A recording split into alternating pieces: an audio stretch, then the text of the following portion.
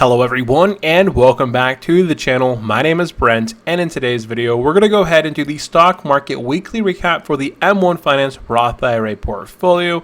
We're going to go ahead and hit on a few different topics today. Number one, we're going to go over the overall performance of the M1 Finance portfolio, take a look at where exactly we are, what are the top three, what are the worst three. We're going to take a look at the weekly performance, how much of the portfolio either grow or fall back in comparison to the main indexes, and what were the best performers, what were the worst performers. Number three, we're going to go over the activity. Now, I recently started up in the last video the scheduled deposit every Friday. We're going to go ahead and start investing. We'll start depositing every Friday a set amount of capital into the portfolio. That way on Monday we can take the weekend to kind of digest, decide what we want to buy, set up our buys, and on Monday morning, generally that's the best time to buy. We're going to go ahead and buy the then stocks, talk about what activity we're planning on either buying, dividend stocks that have paid out in the previous week, and all that information. Number four, we're going to go ahead and go over the current portfolio dividend income. I went ahead and updated all of my dividend tracking information as far as what stocks I'm invested in, how many shares, the cost basis, and it shows us how much dividends we're going to receive from this point going forward. And here we are in February now, early on. So this amount right now is just going to continue to compound and grow for the remainder of the next 11 months. And then number five, we're going to go ahead and take a look at the portfolio and decide what buy or what stock we're planning on buying this Monday. So if you guys are interested in any of that information or want to let me know what stocks you're planning on buying this week, definitely let me know it in the comment section below. Hit the red button to subscribe, make it gray, hit the bell right here to get all the little notifications every time we release a brand new video. If you guys have content ideas, topics that you would like to see discussed here on the channel, or I don't post every single thing that I'm doing in the market inside of a video. You might see me post over on Facebook. So if you guys aren't following me on Facebook here, I post pretty often over on Facebook, talking about Facebook is plunge, different offers, taking a look at the market overall. So if you guys aren't following me over on Facebook, definitely head over to Facebook and follow along and chat with me there if you'd like. Okay, we're going to head over to M1 Finance for number one. Now, number one, we're going to be talking about the overall performance of the portfolio. So here we are diving into the M1 Finance Roth IRA.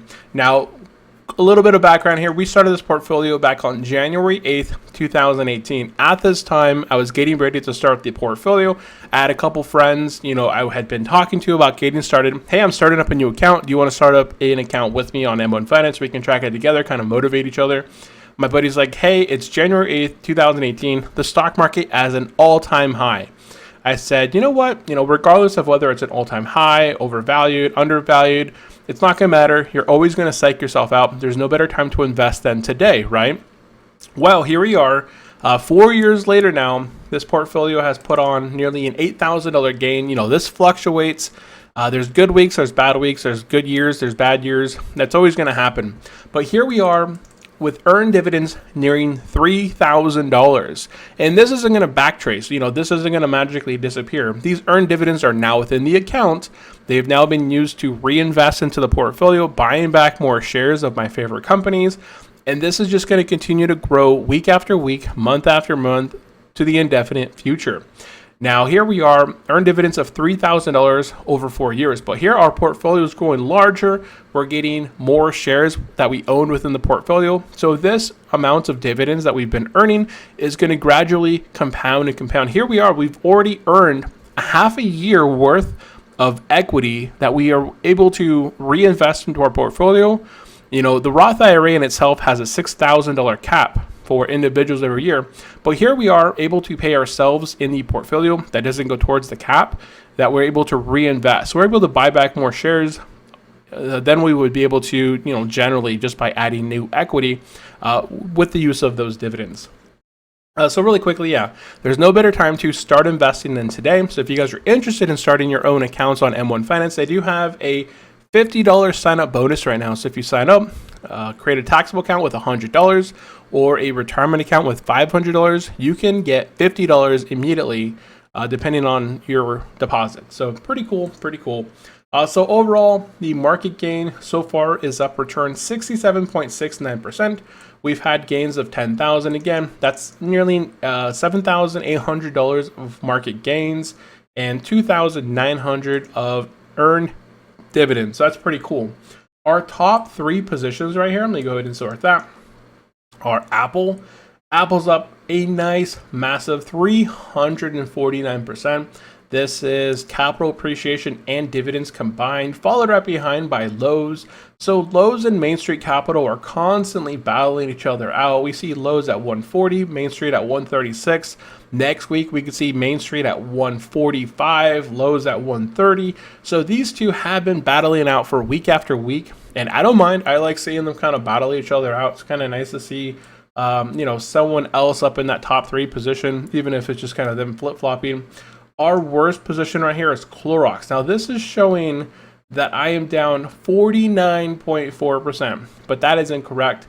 I deposited $2,000 into the portfolio. It's down $443, so it's down about 1/4%. So this position is actually down probably 20 to 25% right now. So it is kind of beat down, and they actually dropped even further on earnings. So if I dive into this position right here, we can see here that over the 1 month here, over the last quarter, they've been downtrending for quite a while. Since here we are, January 14th, okay, not quite a quarter right here, but they had some recovery. They had a huge sell-off after the whole, buying of their products. Everybody was buying the disinfectants and such. And then there was a big sell-off right here. I started buying it up pretty heavy, where I thought it was pretty comfortable buying it up. And it did make a nice little return right here. I think I had actually broke about even at one point after starting the buy, but it had been downtrending for a little bit. And now here we are, earnings, and it fell pretty hard. So overall, I am down. Okay, here's the actual true value. I am down 22% on this Clorox position, but that's completely fine. I'm not worried about it. I do think that there is a bit of risk within that position. That does look to be the only, okay, that's not the, yeah, that is the only one now. We've had other positions in the red over the 1 year. That's the 1 year. So Stanley Black & Decker, Digital Realty Trust had been down on the 1 year, but overall, just overall performance, they're not actually red in the portfolio. They're net positive. It's just Clorox right there. That's the only negative position in the portfolio. And I'm not quite ready to add more equity into that position. I'm just going to let that one simmer as is. So we've went ahead and covered number one, the overall performance of the portfolio. Jumping into number two, the weekly performance. Now taking a look at the 1 week here. We're going to go ahead and sort this by our weekly winners and losers. Let's go ahead and sort that like that. So number one, JP Morgan up 3.98% on the week. Method Electronics up 3.16. IIPR, this is the REIT that had been beaten down here in the short term. I averaged down a little bit on it. It is up 3.07. So pretty nice right there. And then we have Main Street Capital. Between Lowe's and Main Street popped a little bit there. So those are the best performers this week, top four. Our worst performers, Clorox, after earnings in the 1 week, down a whopping 15.29%. Not as bad as Facebook. Facebook is down some 25% of that one. UGI down 7.16. Avery down 5%. Stanley Black & Decker down 3.18. So those are the worst performers. UGI and Clorox definitely got a bit of a beat down there. And that's why on the 1 week, we're actually down 1.45%. Now, if we look at the index here, now I like to do a comparison to the indexes, because my portfolio generally trends in between the S&P and the Dow Jones. The S&P actually put on a positive 1.55% gain, and the Dow Jones put on a gain of 1.05, whereas my portfolio got beat down, and that was primarily because I actually have quite a bit of red this week. There's a whole page full of red right now versus just a few positions that are positive. Apple, Cisco, AbbVie, Main Street, IIPR, MEI, JP Morgan and such. Those are my only positive positions this week, whereas I had a ton of negative positions. So that's going to happen on any given week. So I'm not, worried there. I understand that there's always going to be a little bit of a pullback. My positions really hadn't fallen from 10%. Where the S&P 500 at a point was down 10%, I at a point was only down 4 to 6% off my highs. So I wasn't in any worse position. It's just one of those weeks that happens like that. So then we have the NASDAQ up 2.38% right there. Very nice return there for the NASDAQ. Now, jumping into number 3, we're going to go ahead and dive into the activity. We're going to talk about the past buys, the past sells, and the dividends that we've been paid in the portfolio.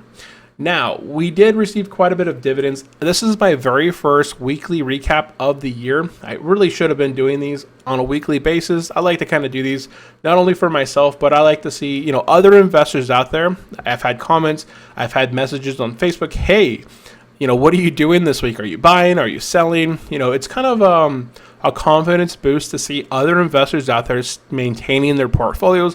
They're not making videos where, hey, one week they're buying massive, the second week they're selling everything off 100%. They're out of the market. Everyone is talking about a lot of negativity out there. Whereas, everyone's so focused on the short term, they're not really thinking on the long term, where even if you sell today, you can miss one of those days where the market moves 2 to 4%. And then you're like, okay, I missed that 2 or 4%. I'm going to buy back in. Then what does the market do? It drops 6%. So you missed out on that 6% return. Then it drops, another 4% there. So now you kind of lost, you lost that gain. You actually took the effect of the negative. So if you do end up selling out and you're not able to comfortably buy back in at a deeper discount, if you're kind of second guessing yourself, that can actually have a couple negative effects. So the majority of my portfolios, I will never touch and sell massive. I may make changes like I did here at December near all-time highs. I went ahead and cut up positions. I went over my positions and actually said, hey, I'm selling these ones. They are just not performing with how I want the performance of my portfolio to go. So I kind of just shredded them off. I don't have not just 5 positions and I cut 3 and I only have 2 left. No, I had nearly 40 positions in my portfolio. Right now I'm at 25. So I had thinned about 5 positions off. So I had about 30. Now I'm down to 25 positions. So I still have quite a few positions. Now in the last week, we had the 31st through the 4th. So really I only had JP Morgan here and Lowe's. So JP Morgan paid $6.64 and Lowe's paid $6.44. So within the last week, I've made $13.08 in dividends. So not a whole lot, but hey, every week it just adds up. Here we are earlier this from January 3rd. Here we are in 2022. There's 4. We're gonna say 5, 9, 21, 38. We'll say 45. There's a 50 and there's nearly $16 right there. So, within the first month of 2022, we've already earned probably about $100 of dividends. If we can earn $100 of dividends over the course of a year, that's $1,200 in dividends. But we're going to go and talk over, we'll talk a little bit about what the current portfolio dividend income is here in just a minute. But as far as the activity goes, we did receive quite a bit of dividends early on in 2022. And then we did kind of discuss buying JP Morgan here just within our last video. So I did cut those positions out of, I edited my portfolio, cut Walmart. What were the other ones? I did cut 5 positions out of my portfolio, just completely removed them out. And then I just made that small little buy. I reinvested some dividends into JP Morgan. Now, we also talked a little bit about we're starting to contribute for 2022. So my very first contribution for 2022 is $127.66. I'm going to have this every Friday set up. We're going to invest $127 every single week for the next remaining weeks. And then over the course of the year, that should allow us to invest nearly $6,000 on a week-by-week basis, dollar cost averaging into the market, whether it's going up, whether it's going down, dollar cost averaging into the portfolio. And that is the activity as far as the past buys, the sells. We only sold the Walmart, bought JP Morgan, and the dividends of about $14 and some change. Now, number 4, what is the current portfolio dividend income? Now, for this, I'm using trackyourdividends.com. It's a great website, completely free. You can go in here and punch in your ticker symbols by going up here, and you can add a holding, you can edit holdings, you can edit your account name. You can actually import the holdings via the import and export. So you can do like an export, or you can do an import bulk upload using an XML file of the ticker symbol, the shares, and the cost basis. And this goes really quickly. You can just kind of throw it into a spreadsheet, and it'll show you what your current yield is. If you were to buy these right now, what would your portfolio's yield be? It would be 2.73. It shows me my cost basis. So since I bought many of these, they've raised their dividend on, we're 4 years into this portfolio.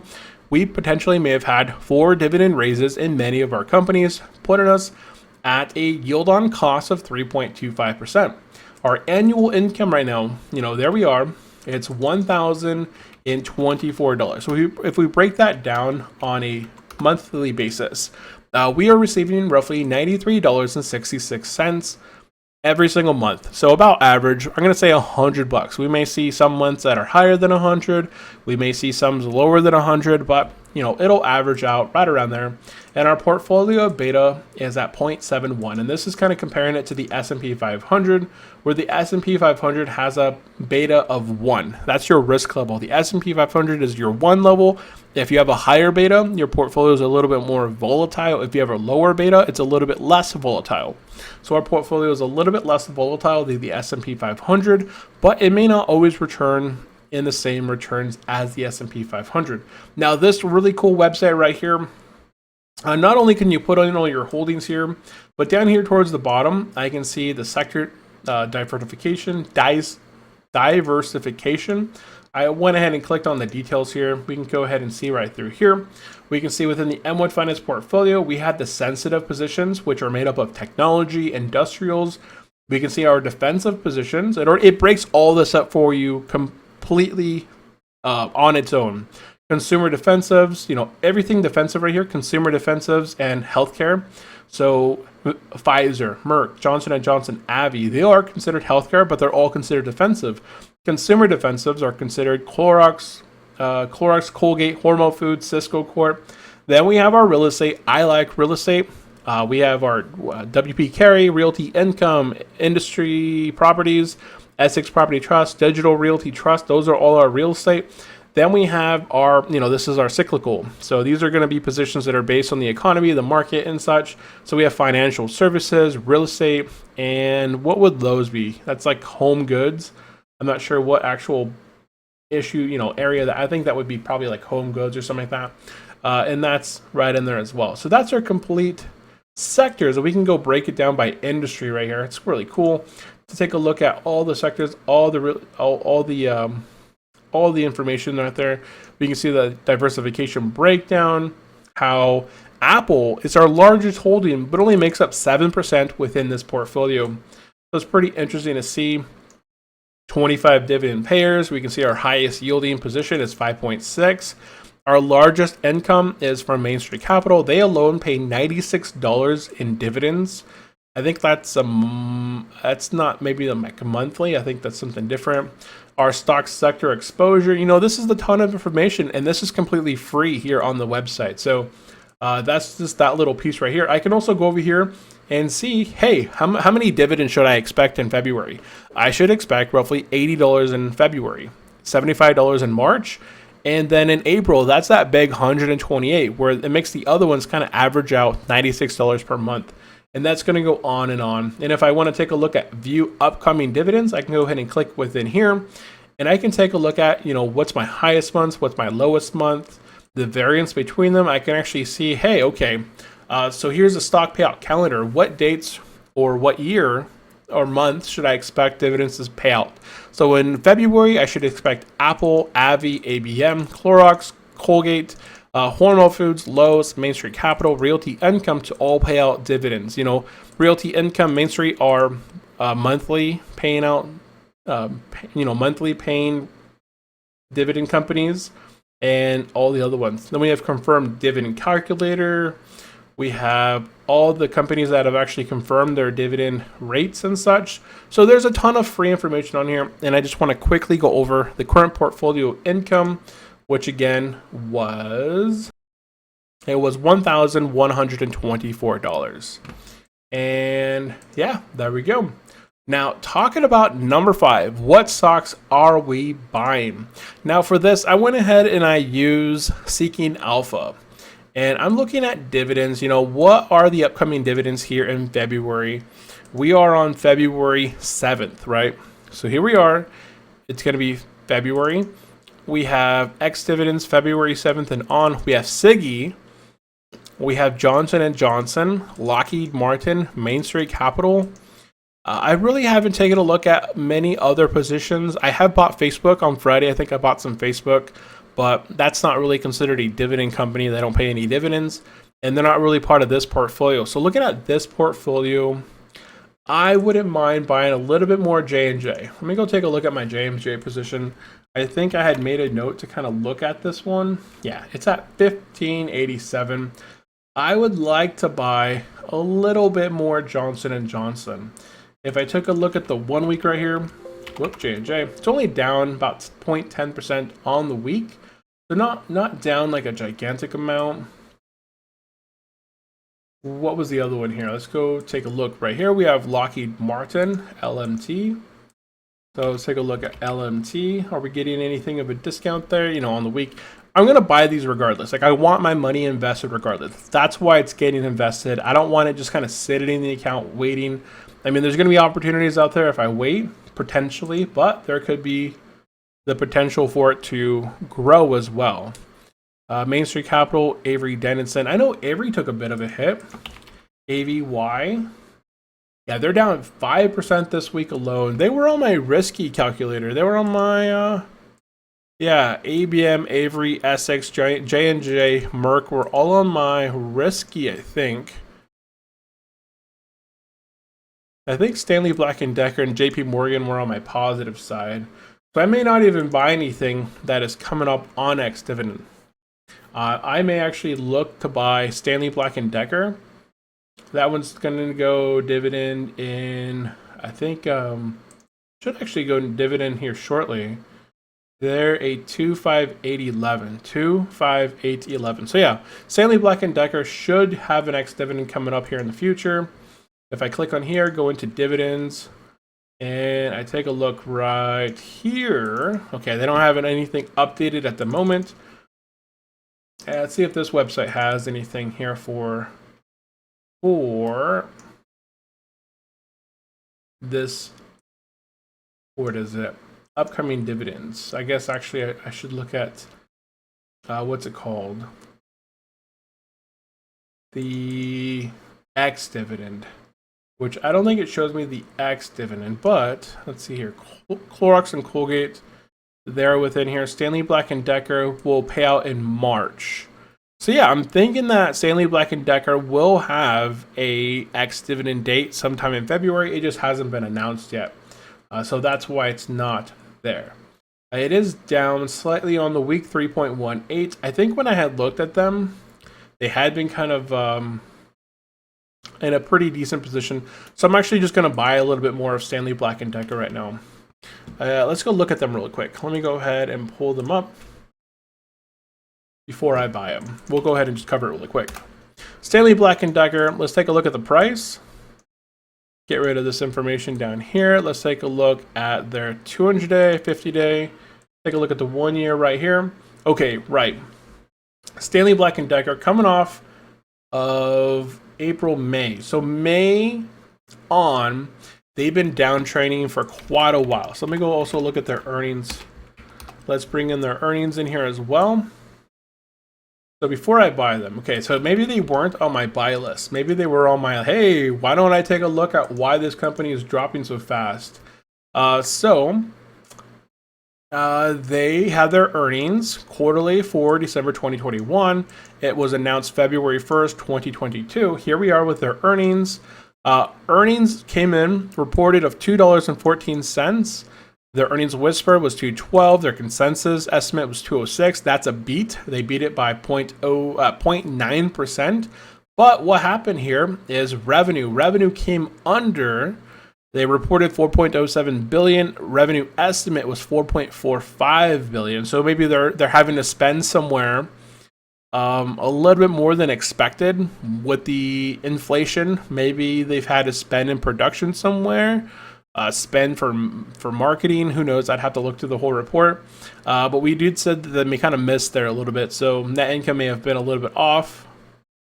No, because net income came in line. Their earnings came in line. So I think that what happened is they probably had to spend somewhere, and that went to the bottom line of the expenses. So it reported less actual. Okay, so down here at the bottom, we see reported revenue of 4.07 billion versus revenue estimate of 4.45 billion. So they missed it by 8.6%. Revenue growth year over year is 7.7%. So inflation is what? 7%. So they may have had some unexpected costs for their business. And let me see here. Let's go look up at the top. The company said it expects 2022 earnings of $12 to $12.50 per share. The current consensus was $12 per share for the remainder of 2022. And let's take a look here if there's anything else as far as that goes. See if we can quickly see some of the key points here. So they could have had some supply chain challenges right there. We see volume was impacted by a series of logistical and supply chain issues. The gross margin for the quarter, excluding charges, gross margins was down 29%. We can see higher supply costs served to demand and lower volume. So yeah, higher supply costs, that's going to hurt overall. Let's see here. Full year free cash flow was 144 million, primarily due to the 1.8 billion increase in inventory, excluding acquisitions. Yeah, so there's always going to be a little bit more challenges. I know supply chain was a big thing this year here in 2020, 2021, and now going into 2022. We've had a lot of supply chain issues with a lot of our stuff, even at our work. We're trying to do a whole network rollout with new equipment, but it's been on order for nearly 6 to 8 months now, waiting for our stuff to actually get in because of the bulk amount that we've ordered. But yeah, it's pretty crazy supply chains right now. But we do see it drop off a cliff right here. Stanley Black & Decker hit a high of May 2021, and since then, it had some little slightly recovery, dip, recovery, fell off a cliff. Let's go look at their earnings per share in here. Yeah, basically fell off a cliff right now. So hey, maybe not the best time, or it could just be a really bad quarter for the long term. Stanley Black & Decker has had, where's their information? I know it's around here. They've grown their dividend for the past 53 years. Their payout ratio is extremely low at 26.8%. They are offering a 1.9% yield. So that's actually not like crazy, but not too bad. They definitely have some pretty decent growth, 5-year growth rates at 5.69. So really not terrible. Let me go look really quick at something else. Stanley Black & Decker. So yeah, shows all their information right here. I'm trying to see what are these numbers are here. 26.8 is their payout ratio. Okay, that's a little bit. 4-year average payout is 30.73. So it's a low payout ratio, and their 3-year dividend growth rate's 4.92. 5-year dividend growth rate's 5.69. So not terrible. We can see that their average yield is 1.79 is their yield trailing 12 months, but their yield forward is 1.9. So they may either, because of the recent loss in price, or they're expected to raise their dividend here in 2022. That yield is nearly 2%. So I could either buy a little bit of Stanley Black & Decker while it's kind of beat up and down, or I could buy elsewhere. But I think for the time being, I am going to actually just buy Stanley Black & Decker. It's really tough to make these decisions right now. Right now, we're seeing them have these issues with the supply chain issues. We're seeing them kind of having spent extra money to make it work. But over time, these issues are going to go away. Everything eventually is going to rebalance out. Their company's going to have their earnings are going to come back in and start growing again. They had no issues with their earnings per share. They actually came in line, but it actually is down, right? We did see it is down. We saw their earnings per share. That's for the year. So if we look at 1021 divided by 4, that's for the year. They're averaging what, $2 to 2 something was the estimate that they're expected. I think, right? Oh, $12. That's their 2022 estimate. Okay, yeah. So they're expecting to be about 12. They're expecting to be up here eventually.